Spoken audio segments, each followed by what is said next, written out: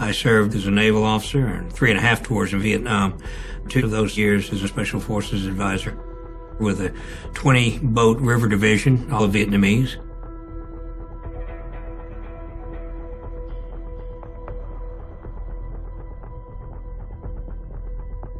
The plan was to sail all the large ships of the South Vietnamese Navy down the Saigon River to the sea and rendezvous at Côn Sơn Island. We had expected, frankly, a longer time period to get ready. We had been told by people in our intelligence community that we might have as long as the 4th of May. But the North Vietnamese were closing in quite tightly, and clearly it was time to send the signal to leave. We steamed down to Côn Sơn Island, and we could see on the radar display that there were a lot of blips. And I remember the dawn breaking, the sun coming up, and seeing what I had seen as a radar display in person. There were dozens of ships,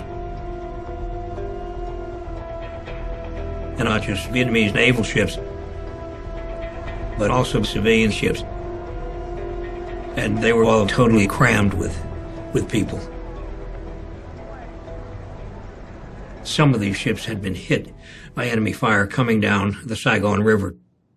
One of the boats had been hit and sinking, so it went alongside one of the other Vietnamese Navy ships.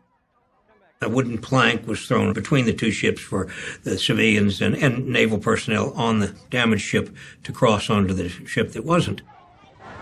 The seas were rolling, and it was a somewhat precarious passage.